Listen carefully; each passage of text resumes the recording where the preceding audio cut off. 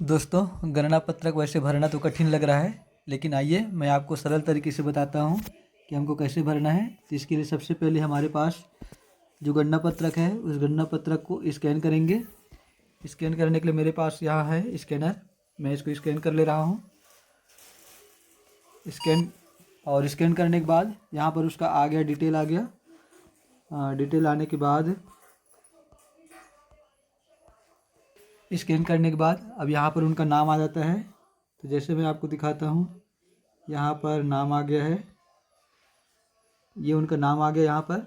अब हमको आगे बढ़ना है। आगे बढ़ने के लिए यहाँ पर फिल करेंगे। फिल फॉर्म में जाएंगे। फिल फॉर्म में जाने के बाद यहाँ उसका डिटेल दिखाता है। तो डिटेल दिखाने के बाद इसको हमको मिलान कर लेना है। तो आगे बढ़ेंगे, वेरीफाई करेंगे, और अगर सही नहीं लगता है तो हमको क्या करना है, अपडेट में जा करके इसको सुधार करना है। तो आइए एक बार मैं आपको अपडेट वाला भी करके दिखा देता हूँ। यहाँ पर अगर मुझे लगता है कि ये जानकारी गलत है तो मैं इसका जो सरल क्रमांक इसको सुधार सकता हूँ। जैसे यहाँ पर दिया है सरल क्रमांक 234 है, इसको मैं चाहूँ तो सुधार सकता हूँ, इसको सुधार सकता हूँ। लेकिन मेरा जानकारी चूँकि सही है इसलिए मैं इसको ऐसे ही रख रहा हूँ। अब इसके बाद सर्च डिटेल करेंगे तो उसका डिटेल आ जाएगा। तो मुझे ये वाला नहीं करना था, मैं वापस जा रहा हूँ इसमें। फिल फॉर्म, वेरीफाई करेंगे एंड कंटिन्यू।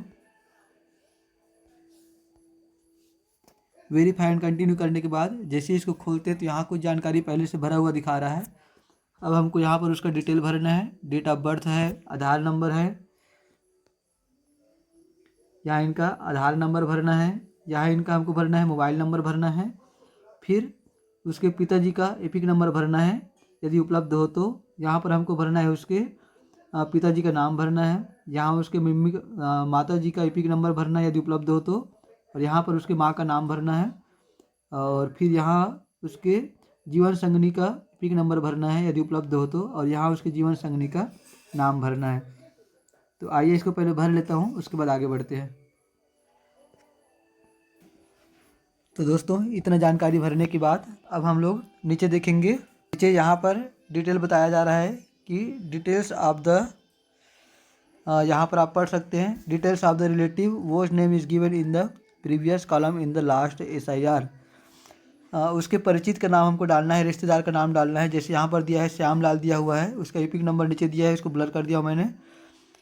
कुछ डिटेल है, यहाँ पर उसका डिटेल दिखा रहा है। फिर जैसे हम लोग यहाँ नीचे आते हैं तो यहाँ पर इसमें हमको उसका रिलेटिव टाइप को सिलेक्ट करना होता है। तो रिलेटिव टाइप को सिलेक्ट करेंगे तो यहाँ पर देखेंगे ये जो श्याम लाल है वो उसका क्या लगता है, उसको हमको भरना है। तो श्याम लाल उसका पिताजी है, पिताजी को मैंने सिलेक्ट किया। उसके बाद इसका वर्तमान गणना पत्रक जो है, गणना पत्रक का हमको फर्स्ट पेज का फ़ोटो डालना होता है। यहाँ पर कैप्चर करेंगे।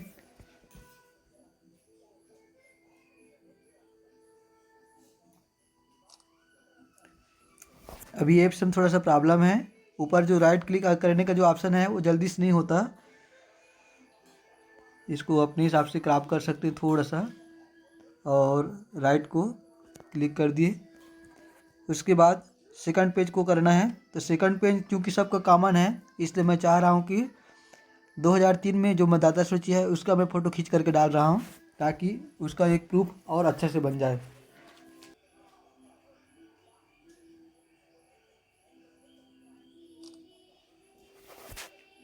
ओके करेंगे और ऊपर में जो है राइट का निशान उसको दबा देंगे।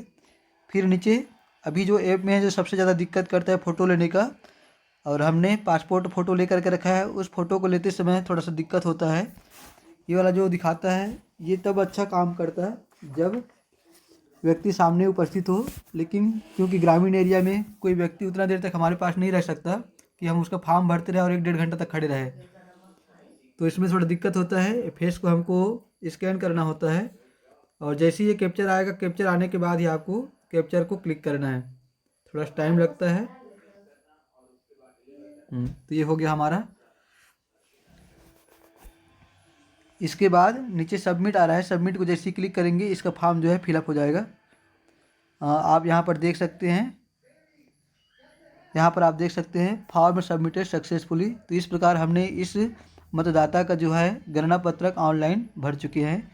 अगले वीडियो में मैं आपको बताऊंगा इसमें कुछ और जो दिक्कत आती है उसके बारे में मैं आपको ज़रूर बताना चाहूँगा। धन्यवाद।